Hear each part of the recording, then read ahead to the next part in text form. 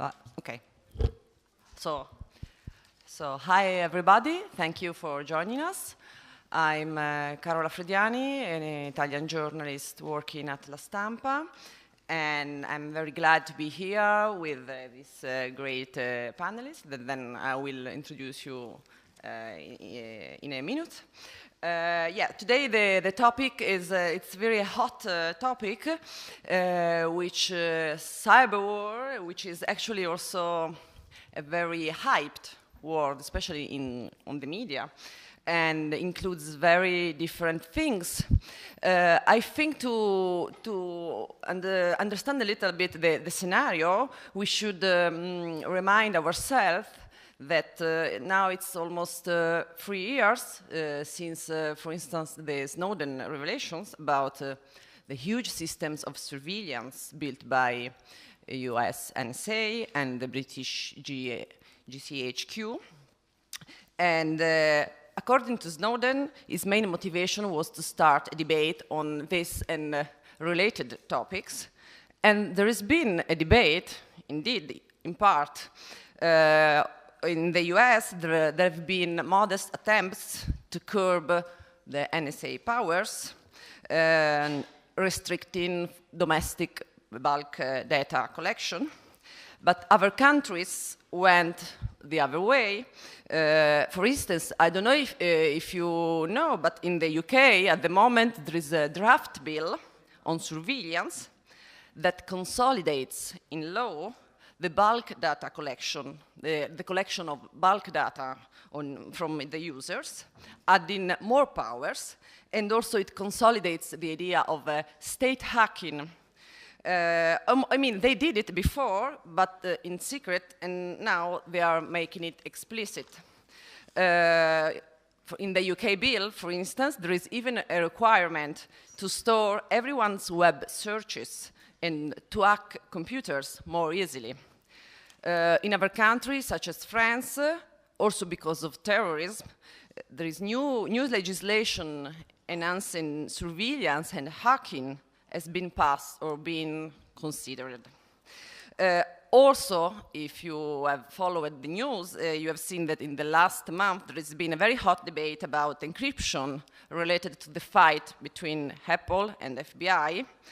And so suddenly we were having a really weird debate about encryption, if it's good or not, if we should ban it or not, about backdoor, what is a backdoor, about the power of state to hack networks and computers.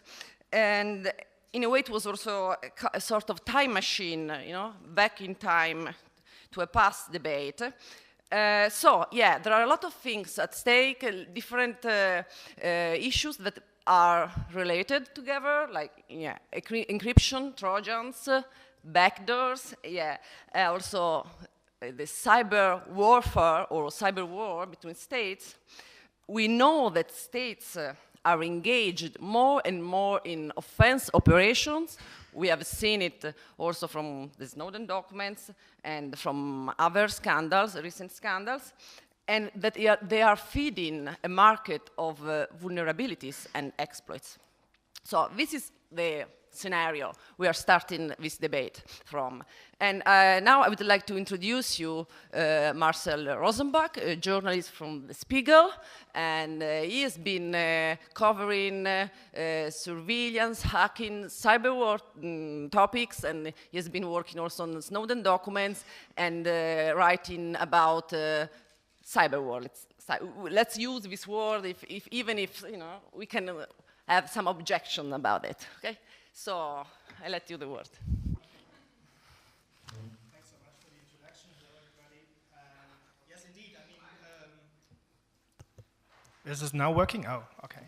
So, again, thanks for having me on this panel. Thanks for the invitation, and thanks for the introduction. Actually, I had two problems with the topic of this talk. A little bit of problem with the hot in it, and with the term cyber war, because as you obviously know, there's this term, never talk of cyber unless you're William Gibson. I'm not William Gibson, so. But perhaps we can talk about several aspects of this phenomenon, and we will be talking perhaps about cyber sabotage, cyber espionage, and it's easier to talk about cyber war.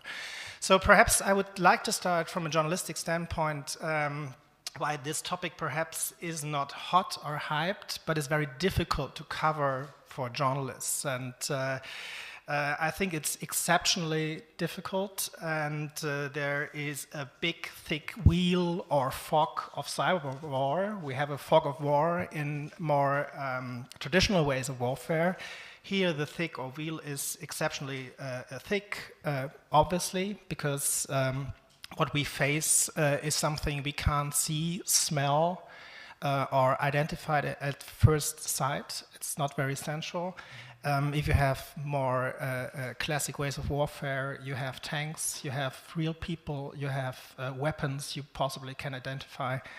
It's much more difficult in that sphere. The scarcity of sources is a very big problem. Still, the field is comparatively narrow, and of course you have, as a journalist, always to be aware that there are interests involved if you get leaks from the sphere. We have, in this arena, we have had mostly official leaks, actually. At least that's my impression over the last couple of years, or even 15 years. We had many official leaks, not so many whistleblowers in that arena. And of course, the topic is highly technical, highly abstract, so the conventional wisdom of an ordinary journalist is really being challenged. We have to work with people with more technical expertise, more knowledge, people like Claudio we have been working with, and he will tell you some of the more technical aspects, and it's important to have this kind of competence when dealing with the issue. So rather than diminishing it by talking about perhaps it's not so hot or even a little bit hyped, I think it's a really relevant issue, an extremely relevant issue, and perhaps to make it, I was talking about this official leaks over the last 15 years, at least from a German perspective, but I think that is true with an international view on the topic. What we have seen was mostly when it came to the offensive side of things, computer network operations, like it's called in the official speak. You could get the impression as a reader or as a viewer or even as a journalist that most of those offensive attacks would originate in Russia or China, at least from a Western perspective. Why was that so? That was based on reports from scientific institutions that had often some kind of connection to the US military-industrial complex, to authorities, to universities that were close to the American military. And so for us, it was really an eye-opener to work with the Snowden material, which is up until now actually mostly connected with this term surveillance. Basically, what we saw and what we are still trying to convey as a message is that surveillance is only one step and the first step. And as we know, surveillance can lead to actually deadly strikes, talking about drones. And it is the first and important step into this arena of offensive operations. And what we saw there, I think Claudio will be the better person to elaborate on certain technical aspects, but we saw programs like Treasure Map, we saw the so-called Genie program, and that's another point why it's relevant. We had those parts of the black budget, of the US black budget. You could see how this field of operations actually was manned up over the last couple of years, is being still manned up, and has been granted really high funds. And if you would talk to military personnel in Germany, but in the US as well, they have cuts all over the place. But there is one place where there are no cuts, but really spendings and more spendings, and that is exactly in that arena. And I could go on, but I think I don't want to use too much time. And no, I just wanted to say that this is an extract of this budget that Marcel was just mentioning. Yeah. Okay. Yeah, that's the on Genie, I think, right? Yeah. That's exactly the point, which is very, for the first time, we got a better understanding on the offensive side of things in the US, how actually the central command within the NSA works, is organized. We had the first few on the certain parts of the NSA working on specific solutions for cyberwar, like TAO, tailored access operations, and got a better understanding and got background to things like Stuxnet, and talking about the relevance of things from today. In the last couple of days, there were reports that Ashton Carter, the defense secretary, actually for the first time announced officially cyberwar against ISIS. We had revelations, which is kind of interesting because he did it like 2 months after Anonymous did the same thing. And we had actually revelations several weeks ago that Stuxnet, perhaps the most well-known example of cyber warfare when it comes to actual physical damage that was achieved with it, was part of a much larger program indeed. And I think we see some background on this up there in other Snowden documents on a program called Neutral Zeus that actually was aimed at the whole infrastructure of Iran, and not only the nuclear enrichment facility at Natanz. And so thinking about relevance, and I could elaborate on that later on, I think it's a very relevant topic. Yeah, okay. Thank you. Thank you, Marcel, for this first introduction to this complex topic. I would like now to introduce you Claudio Guarnieri, who is a well-known security researcher who actually has been working on malware and also on state-level malware, and that he probably can help us to understand more some of these aspects. Yeah, thank you. Well, before getting to technical details, I just wanted to pick up on some of the things that Marcel said. And one of them is, I want to really underline the point that he was making on the importance on reporting about these matters when it comes to not just cyber warfare, but cyber espionage and normally technical matters, but have a lot of relevance in the public sphere. For many reasons. The first one being that it's true, and Marcel made a great point, that much of what we know, or at least of what we knew until the Snowden documents, was very biased. Most of the information that comes on these topics generally comes from a security industry which is very US-centric, and being a security industry which is very intertwined with the state apparatus, it has a certain bias, and certain information doesn't come to the public. And that creates a rigged perception of what is actually going on in the world and in cyberspace as a battlefield in some sense, because if we only get a perception and a description of what certain countries are doing, but we don't know what is the counterpart for Western countries, we don't really have a good understanding of what the capabilities are around and what are the issues around all these kinds of activities on the internet. And that's one point. The second point is because another reason why I believe it's really important and relevant for journalists to pick up as a topic to cover more and investigate even more, is because it's one of the only methods that we have as a civil society and as a public to keep some checks and balances on how these operations are being led and how much is being invested in these types of activities and these types of capacity building by the states. Much of the capabilities of these intelligence agencies and military forces and so on relies on the pure fact of maintaining computer systems insecure. They need to maintain access to vulnerability and to exploits and to networks and all these kinds of things which are very intrusive and offensive and detrimental to the security of the internet as an ecosystem, but also to technology in general. When the basic trend and the basic requirement is that certain computer systems and software and these kinds of things need to be maintained insecure for granting access and leverage to intelligence agencies to do their things. On the long run, it's a disruptive trend, right? Because if more money, and we've seen the budget, we're talking about a lot of money. We're talking about billions of dollars. It's being invested in distracting technologies. In the long run, this will have a negative effect on the security for all. And by talking about these things and reporting about these things, we can kind of compare it to war reporting of the 21st century, right? Much of modern conflict, modern intelligence is done over the internet, over signals intelligence, over breaking into computers and breaking into systems. So it is relevant for the public to know what their governments are doing with their tax money.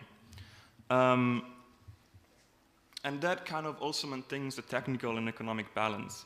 By exposing certain tools and exposing that some vulnerabilities are being used, not only these kinds of things can get fixed, technically speaking, and so the technical community can know about some of the problems that exist, and there's no revelations of being critical in doing so. But it also always increases the cost of operating this type of attacks. Increase the cost of developing new malware, developing new exploits, finding new vulnerabilities is a cost for everybody to do that kind of stuff. And the more we talk about it, the more costly it becomes. And so you kind of can keep it under control to a certain degree. And that's just my parenthesis on why I believe it is important to report about these matters, despite being very complex and very technical to some degree. It is also, Marcel was mentioning, it's a complicated cyber war, is a complicated topic to deal with from a journalistic point of view, but it's also a complicated topic to deal with from a technical point of view. And it is as much of a problem for the technical community to define and understand what cyber war is as it is for the journalistic community. When it comes to technical aspects, cyber war doesn't differ really much from anything else. It is very much mixed up and intertwined with all sorts of other cyber offensive activities, cyber espionage, cyber terrorism, cyber crime. There isn't really a strong difference from a technical point of view. The difference, you can perhaps define it in the intent of the attacks. But that's always not always very clear, and always operating in the internet, it's always very hard to identify who is behind the attack, and without knowing who is behind, it's difficult to estimate what was the intent of the attack. And that makes it very hard to tell it apart from other things. What is cyber war? What is the difference between cyber war and cyber espionage and surveillance? It's a very narrow difference. And not being able to differentiate it, it's very difficult for us also as technical people to react to it and give answers to non-technical communities.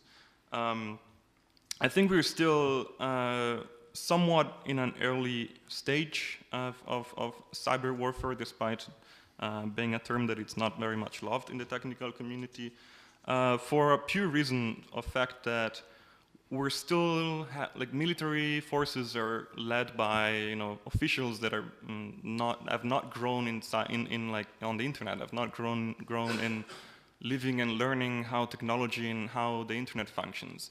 And so the understanding of warfare is still very old to some degree. We'll probably get to the point of really seeing and understanding the effects and the look of cyber warfare in some years when new generals and new military officials will come in from the internet generation. And that will perhaps be a much more clear cut and a much more identifiable difference. But up to this point, it's kind of difficult to say. We have seen examples of cyber war from many years ago. It's not really a new thing. I actually signed down some examples thinking about some of the things that I remember from the past. And you have examples of technology and digital attacks being used in somewhat military operations from already in 1999 and 2001. For instance, we had examples at that time of Chinese hackers coordinating to perpetrate attacks against US government institutions and commercial institutions as a retaliation for the bombing of Chinese embassy in Belgrade and other similar incidents and military actions of that time. Other examples that are very prominent and very well known: in 2007, the attacks on the Estonian infrastructure. 2008, we have attacks on the Georgian infrastructure preceding the Russian invasion of that time. 2010, as Marcel mentioned, we had Stuxnet, which is kind of the most well-known and probably one of their very few concrete examples of technical means being used to cause kinetic damage. 2014 perhaps could also be an example with Sony. Is Sony could be an example of cyber warfare? I'm not entirely sure. In 2015, we had an example again with ISIS becoming prominent on the internet and making very much use of the technical techniques. There's this thing called the cyber caliphate, and some of the hackers involved into that, into those operations have also been victim of drone strikes. So that perhaps it's one of the most, one of the closest examples of cyber warfare we have. But in all of these cases, again, the role of technical people is very important to help understanding what is going on, but it's very difficult for us without supporting source material, as Snowden documents are and similar leaks have been, to really understand what happened. With Stuxnet, for instance, we never had source material. Just now things are starting becoming public because many years have passed.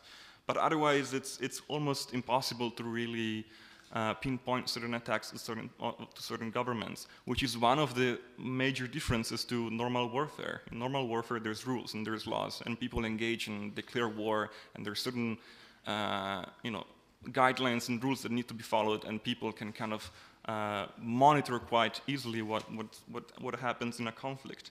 And on the internet, this just doesn't exist. And I'm sure that states don't really want that to exist either, because the internet and the lack of attribution is a perfect instrument to maintain plausible deniability, which obviously makes it very difficult for us to report about these matters in a scientific and journalistic way. Thank you, Claudio. Yeah, I think one of the problems for journalists to deal with these topics, especially when you don't have very specific cases and documents, as you said, is that they tend to look really far away from the experience of common users, like something. But so I'm very happy to introduce Gülsün Harman, who is a journalist from Turkey, who has been working on digital attacks on journalists and digital protection of journalists, because I think she could give us an insight on a more practical field of what can mean with this kind of topic. So.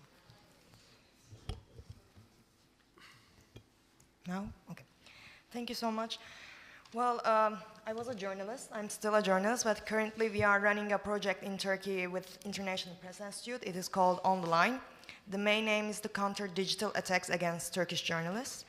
First, I will keep the term cyber war because it defines perfectly what's happening in Turkey, and also a very interesting case in Turkey that a state with its agencies declared a cyber war against its citizens against its citizens' rights to information, to freedom of speech, and press freedom. And I would like to add some context about current situation in Turkey. Please bear in mind that in Turkey, internet is not the primary source or complementary source for independent journalism. It's the unique source. We don't have any other outlet now. The mainstream media, the traditional media, totally lacks any capacity to perform its universal duties. And the censorship and self-censorship, it's wide. So the only refuge that people can take in matters of the free press, free information flow is the internet. For example, International Press Institute's special report on Turkey in 2015 stated very accurately that given the amount of pressure brought to bear on traditional media, a large degree of critical coverage in Turkey has migrated on internet. And Freedom House also has a report from last year I strongly recommend if you are interested in any development in Turkey in terms of press freedom. And it is called The Struggle for Turkey's Internet. And in this report, it is stated that Turkey is a battleground state for internet regulation on a global level. So IPI runs this project on the line since the new year. We are collecting cases of attacks, digital attacks against journalists. We have a reporting platform that thanks to the global leaks, and that the journalists can report the attacks that they are having. We provide technical and legal help to the victims. So I would go with the type of the attacks and the subtypes of the attacks that we came so far. We have 4 subtypes for Turkish journalists. First, it's the threats of violence. As you can understand, imminent threat of death, physical harm to family members and to close circles. And it is really wide and persistent in Turkey, especially when a journalist is engaged in a matter of closely related to Kurdish conflict or terrorism issue. The probability that they will get threats of violence increases. The second category, it's abusive behavior. It's a very vast category. We have in this category identity theft, cyber surveillance, smear campaigns, posting of defamatory content, false material, false framing of context. And in that case, as you can imagine, here enters the troll armies. 3 years ago with the Gezi Park protest, very fiercely anti-government protest, I guess that maybe you know already, it started with it was a protection and preservation of a park in the middle of Istanbul, but it grew to something much more bigger. And the protesters were organized especially through Twitter, and then the Turkish government had the idea, maybe this is a sphere that we should control and we should be more predominant. So and it is widely accepted that they follow the example of Russia. And so we had the troll armies. For example, in 2014, just days before the local elections in Turkey, Twitter had removed thousands of bot accounts, saying that they had manipulative motives. And the fight is still going on. And the smear campaigns are mostly started by this and reinforced by the bot accounts. But the most alarming thing is the smear campaigns against Turkish journalists.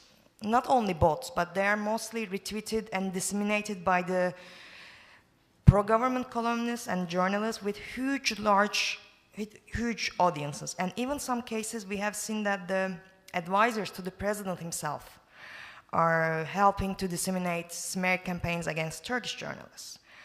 And about the cyber surveillance, we had just a case a week earlier. It's a very interesting case. A Kurdish blogger who are really active on the peace resolution attempts that we had in recent years.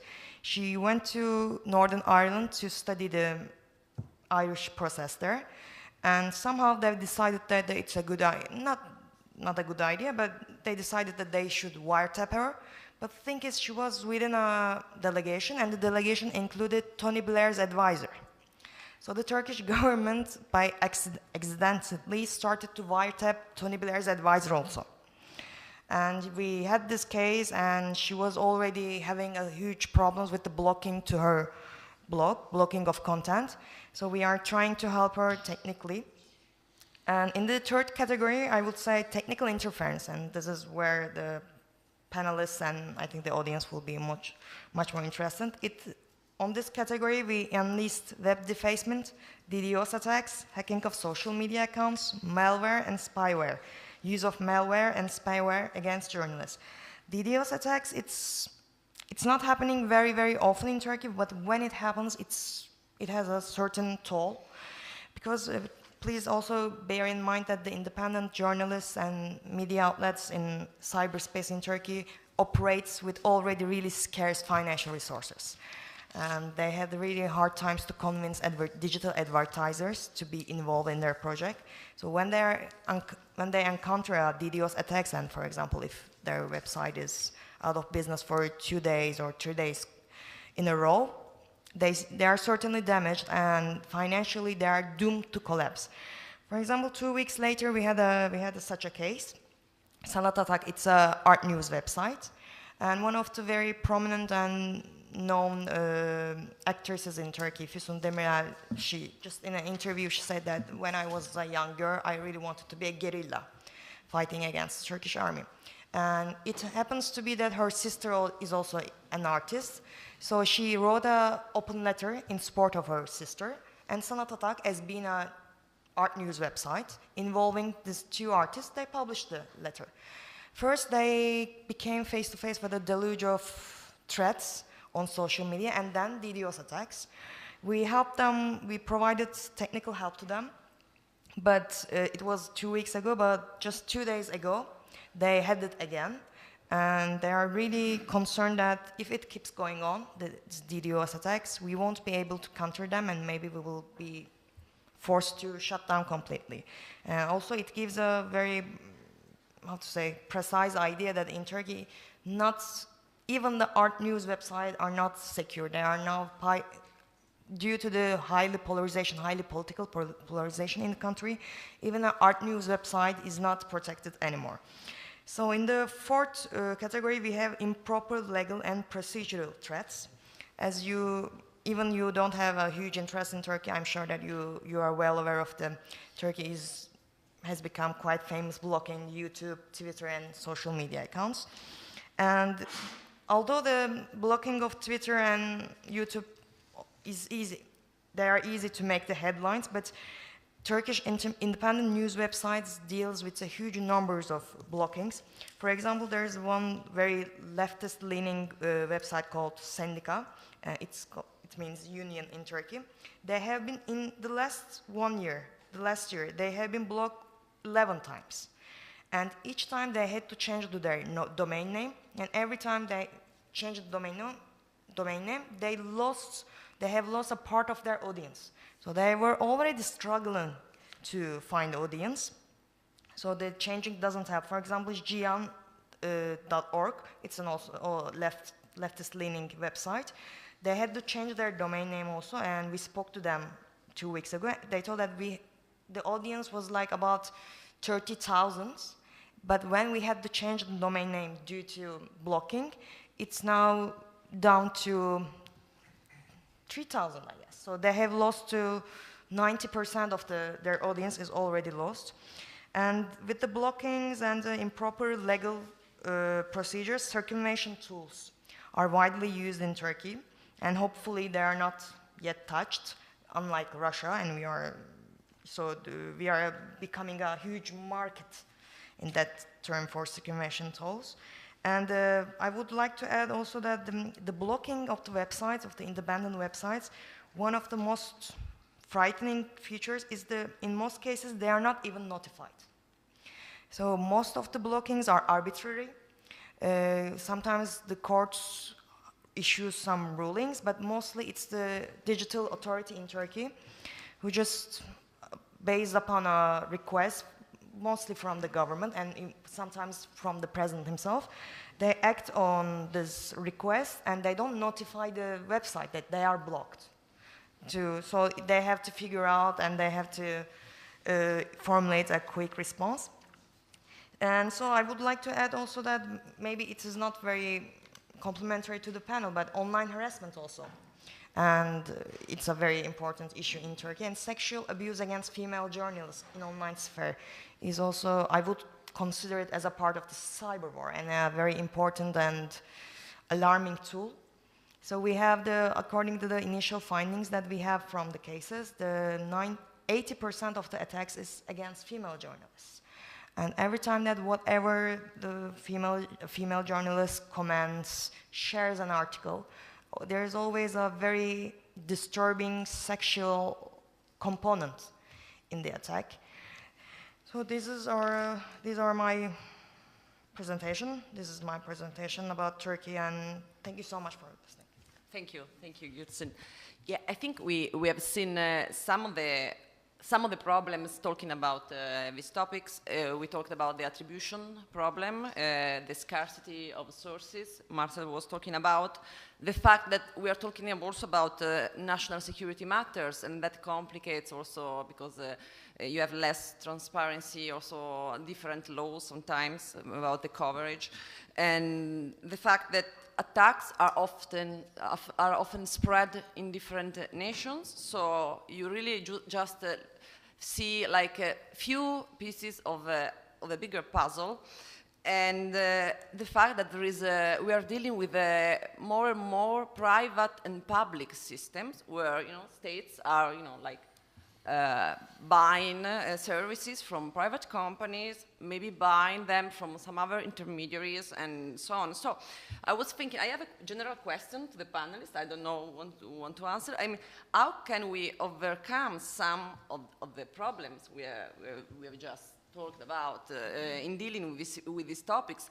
For instance, maybe some of the things we have already seen in the last years covering some of these topics could help, like, like closer collaboration between journalists and security researchers on one hand, or maybe more forms of networked journalism, because they are really, as I said, international topics spread on different states. So more collaboration among journalists in different countries may help to reconstruct some of these puzzles. So I don't know if any of you want to make some observations about this. Marcel.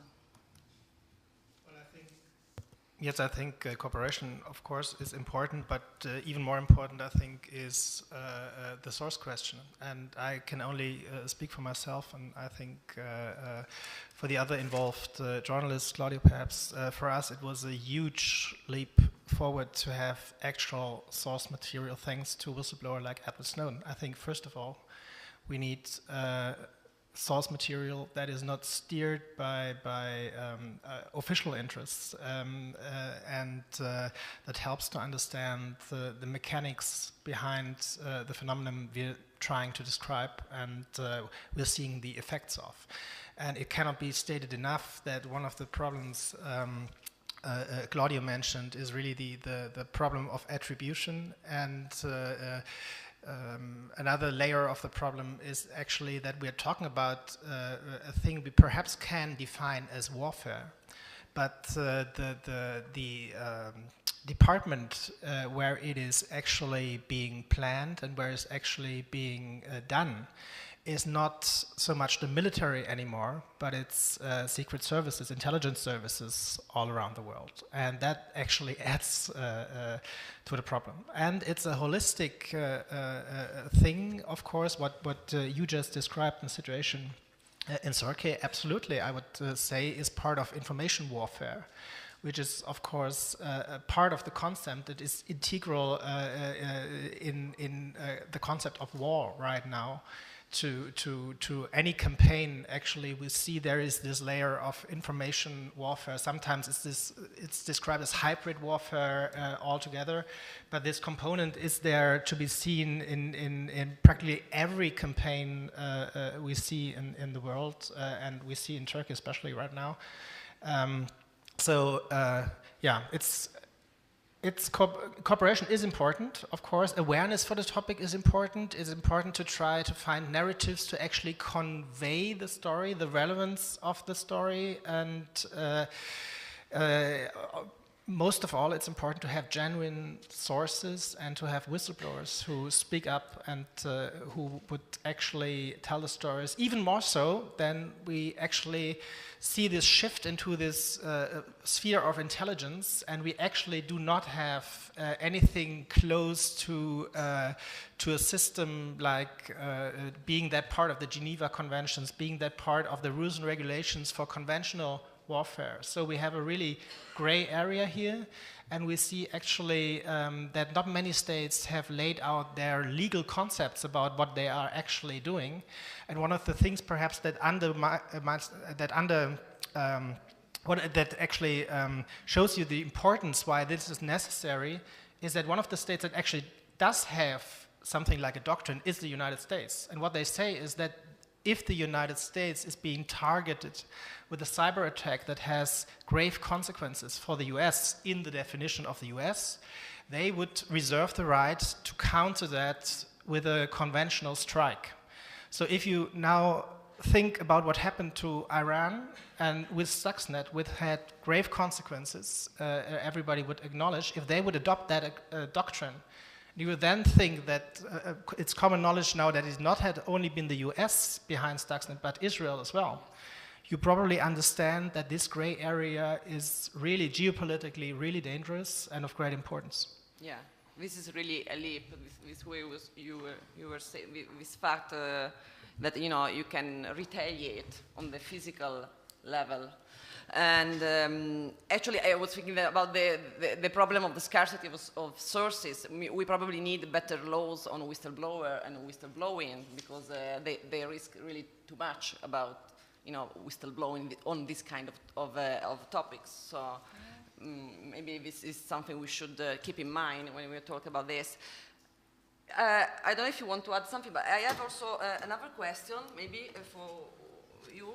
How much do you think that the terrorism scare in this moment is pushing an agenda on all these topics?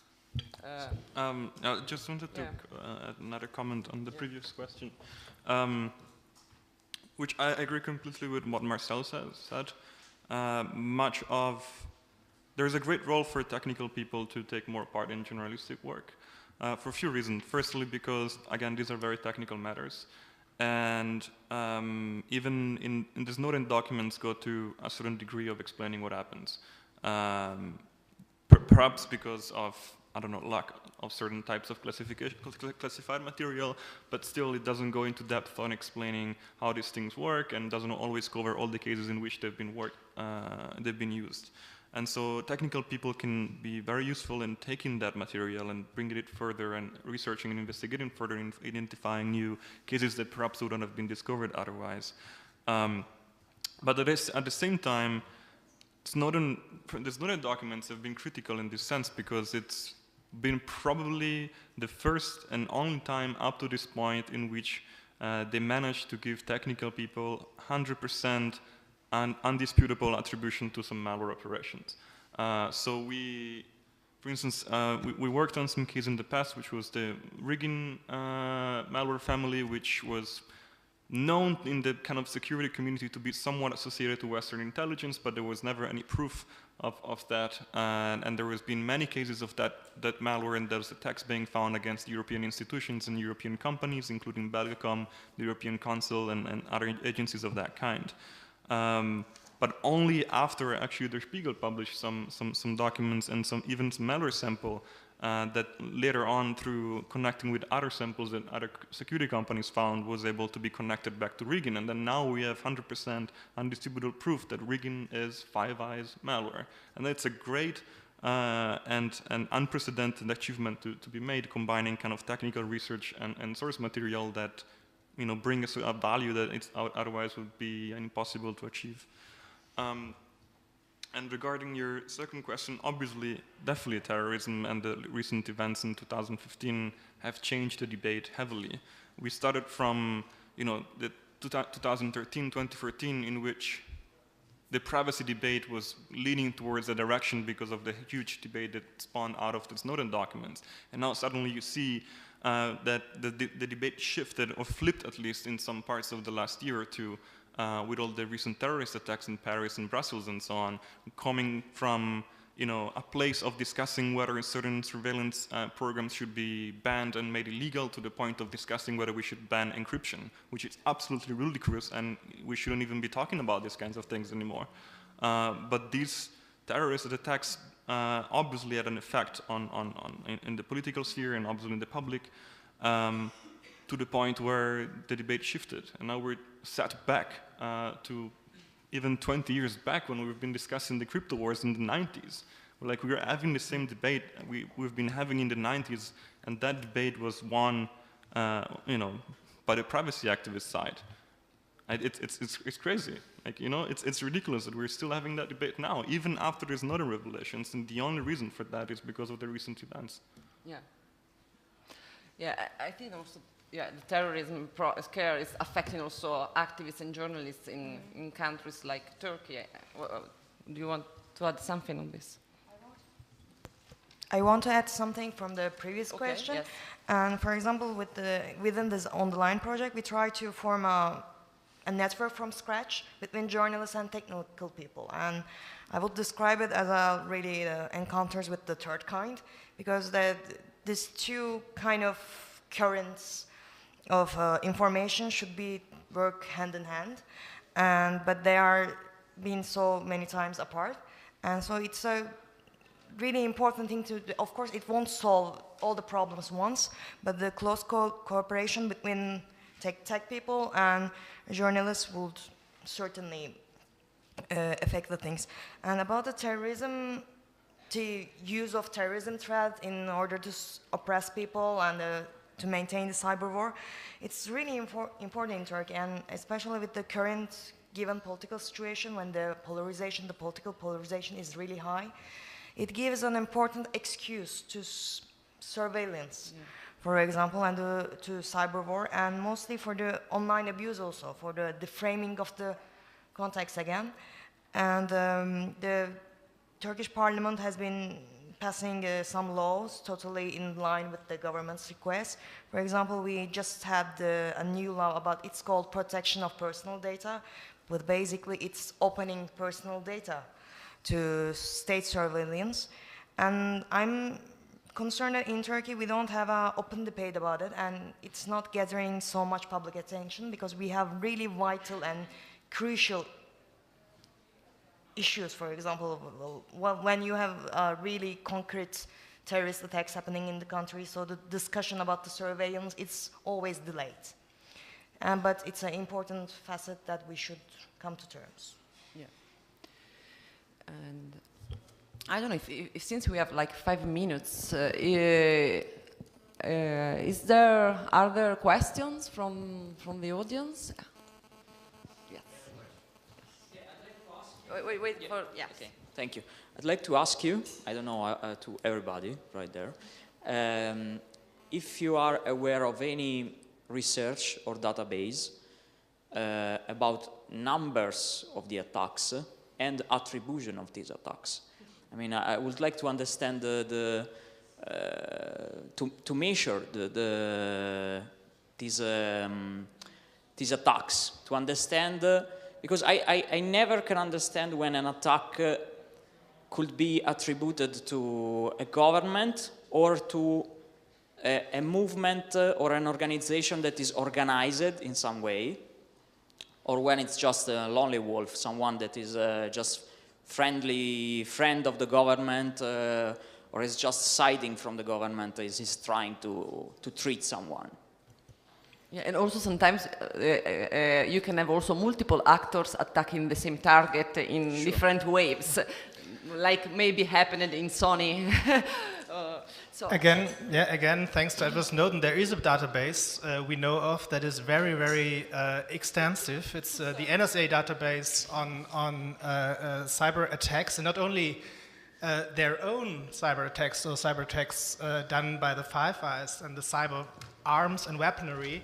But what we've seen, and I think you have some slides on that, is that they actually keep track on the offensive capabilities of every other nation state that is out there, and not only in an abstract form, but there are databases, of course, for attack vectors used by others. And of course, those databases could perhaps explain one thing. You mentioned the Sony hack. To me, it was astonishing at the first sight how quick the US government was, and it was very unheard of, actually, that a government would attribute a cyber attack as quickly as they did when the Sony hack occurred, which is not really surprising if you see what kind of knowledge the NSA has on attack vectors, on malware, on vulnerabilities other parties in this battle actually use. They actually not only learn from that and do some kind of back practice, what is working, which vulnerability is working where.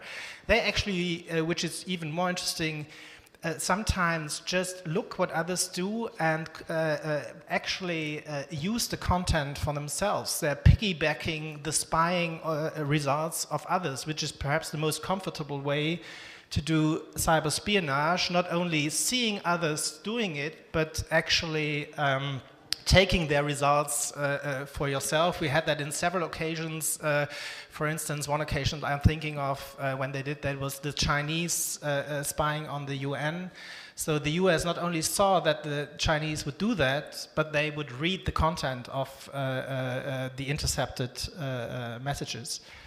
Yeah, I want to add quickly to what Marcel has been mentioning, because That's some of the stuff that has come out is kind of insane. So Marcel has been mentioning the fact, in the context of attribution, things get really messy, even more messy than I thought it would have been before I started reading the documents. Because some of the things that they do, for example, they hijack botnets used by cybercriminals to use them as non-attributable nodes, so good luck identifying that there's some state behind that. But also, as Marcel has been mentioning, they piggyback on work of other foreign adversary intelligence agencies, and that's what they call third-party access. And that's exactly what they do. They hack into foreign hackers that have been hacking into other people to get the data that they've been stealing from the other people. And not only that, there's some examples in the Snowden documents. You can find them online on their Spiegel website. This is an example of that. Other interesting details of them using digital means to blowing things up. But they go further than that. There's fourth-party access. They hack into people that hack into people to get the data. I mean, it's a level of hacking inception that it's kind of mind-boggling. And it goes up to a different level. This is another extract of a document in which they talk about hacking into North Korean and South Korean hackers to the point where they say even there is a fifth-party collection possibly in place in this case because they've been hacking into the North Korean that hacked into the South Korean that were hacking into someone else again. Like, you understand? At this point, like, you can't just keep track of these things anymore. And so in that sense, unless we really manage to tie the technical data with this type of source material, it becomes almost impossible to make any sort of connection. So yeah, this is kind of the schema of fifth-party access. To answer more directly on the database question, there isn't really a database pinpointing attack per attack to certain states. There's some resources online that collects all documentation about state-sponsored attacks that you can find. I personally keep a database of all documented attacks with contextual information on attacks against civil society members, so journalists and activists and so on. But it's a very limited scope, and I contain it only when I'm sure about the identity and the context in which the attack has been perpetrated. And in that case, we're talking about probably 200 and 250 attacks in the last few years. It's not very up to date, but as much as I can, I keep it so.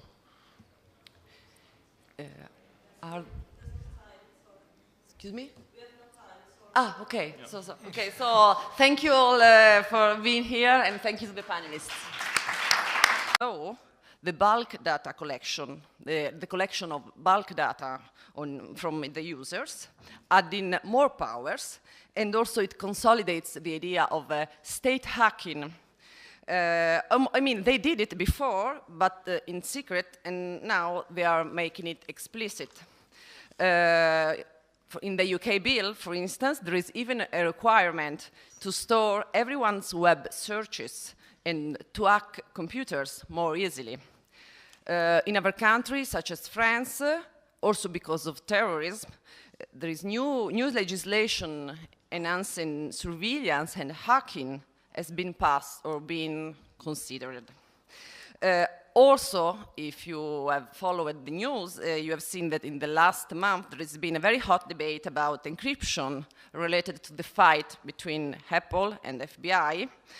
And so suddenly we were having a really weird debate about encryption, if it's good or not, if we should ban it or not, about backdoor, what is a backdoor, about the power of state to hack networks and computers. And in a way, it was also a sort of time machine, back in time to a past debate. So, yeah, there are a lot of things at stake, different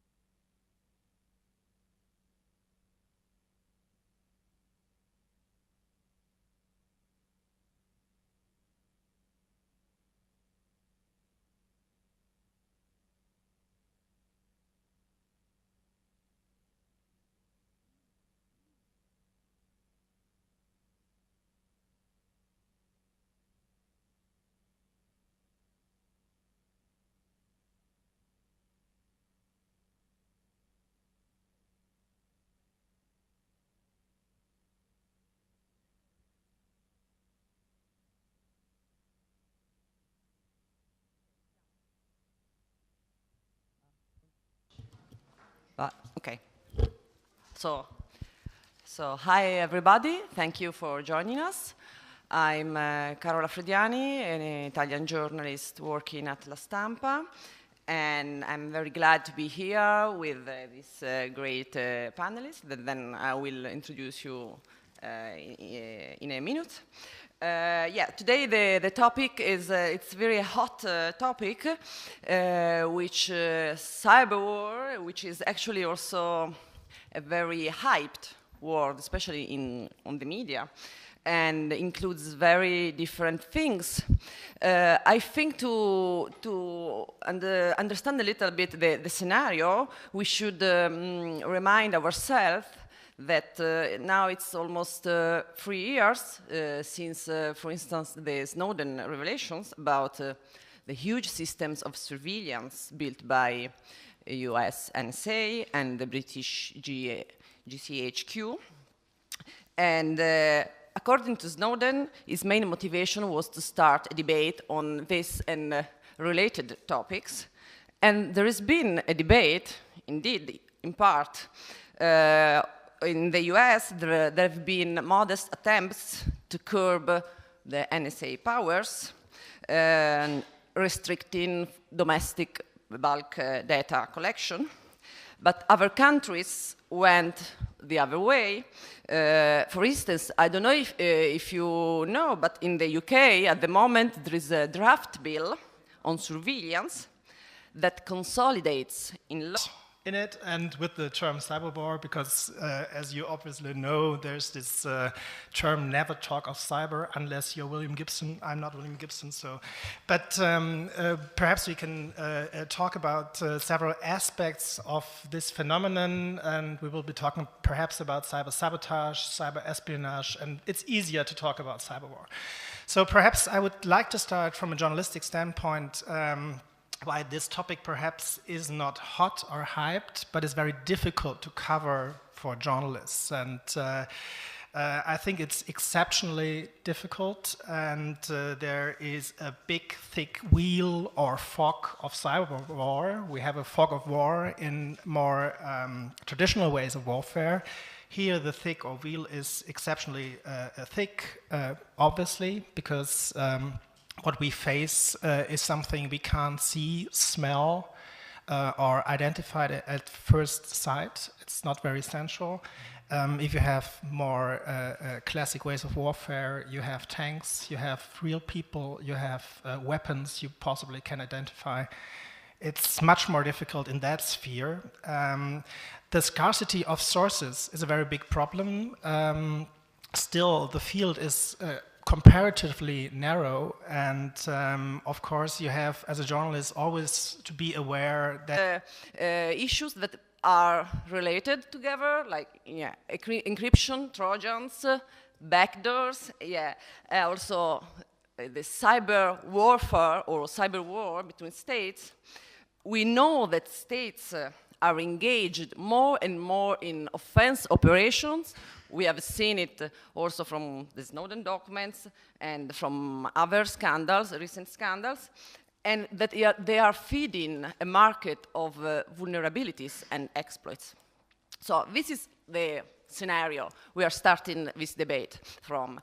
And now I would like to introduce you Marcel Rosenbach, a journalist from The Spiegel, and he has been covering surveillance, hacking, cyber war topics, and he has been working also on Snowden documents and writing about cyber war.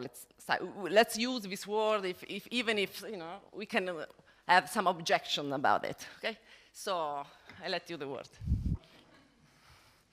Thanks so much for the introduction. Hello, everybody. Yes, indeed. I mean, this is now working. Oh, okay. So, again, thanks for having me on this panel. Thanks for the invitation, and thanks for the introduction. Actually, I had two problems with the topic of this talk. A little bit of problem with the hot